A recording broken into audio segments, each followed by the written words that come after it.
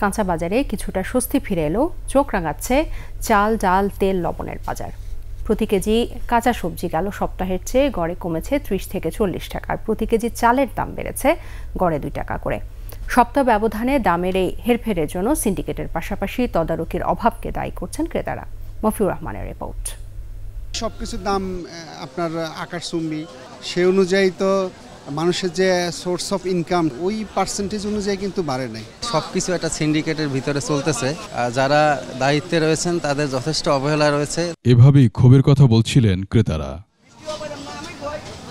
রাজধানীর বাজার ঘুরে দেখা যায় গেল সপ্তাহের চেয়ে প্রায় সব রকম সবজির দামই কমেছে। সরবরাহ পরিস্থিতি ঠিক হওয়ায় দর নিম্নমুখী বলছেন বিক্রেতারা। পটল হয়েছে গিয়ে 40 টাকা কেজি, কাকল হয়েছে গিয়ে 80 থেকে 100 টাকা কেজি, শসা হয়েছে গিয়ে হাইব্রিড শসা 50 টাকা কেজি, দেশের দাম আজকে বেশি, কচুরমুখী হয়েছে 80 টাকা কেজি। এই সপ্তাহ কমে যাওয়ার কারণ হলো সবজি মোটামুটি ভরপুর আসতেছে, আসার কারণে মানে আপনার যে দামটা একটু মানে স্বাভাবিক। তবে বেশ খেল দেখিয়েছে কাঁচামরিচ, দাম উঠেছিল 600 টাকায়। ভোক্তা অধিদপ্তরের অভিযানের একদিন পরেই কমে যায় মরিচের ঝাল।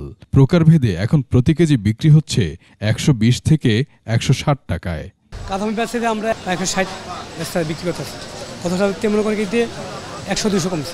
আজকে আনছি 120 টাকা কেজি, বেচতেছি আমরা খুচরা 140-160। বাড়তির দিকে সব ধরনের নিত্যপণ্যের দাম।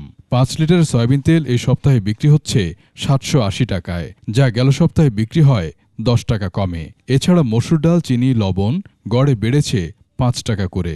চিনির দাম ছিল 130 টাকা, 135 টাকা। তেলের সরবরাহ কম, যা গায়ের দাম লেখা ওই দামে বিক্রি হচ্ছে। প্রতি লিটারে 2 টাকা করে তেলের দাম বাড়ছে, আর চিনি প্রতি কেজি 1-2 টাকা বাড়ছে। মাছ বাজারে একই সাথে রয়েছে স্বস্তি অস্বস্তি। 1 কেজি আকারের ইলিশের দাম গেল সপ্তাহের চেয়ে 300 থেকে 400 টাকা কমেছে। 1 কেজিটা 1500 টাকা কেজি, মাছের রেট কেজি প্রতি 300-400 টাকা করে কমছে। তবে গেল কয়েকদিনের চেয়ে বেড়েছে অন্য সব মাছের দাম। 4-5 দিনে তোর হালকা একটু দাম বাড়ছে। বর্ষাকাল তো মাছ আস্তে আস্তে বাড়তেছে, কাস্টমার গেছে সপ্তাহ তুলনায় কম। চালের বাজারে মজুদ পর্যাপ্ত, দাবি খোদ বিক্রেতাদের। তবুও সব ধরনের চাল প্রতি কেজিতে বেড়েছে 2 থেকে 3 টাকা। চাউলের সংকট নেই, চাউল পর্যাপ্ত পরিমাণে মজুদ আছে।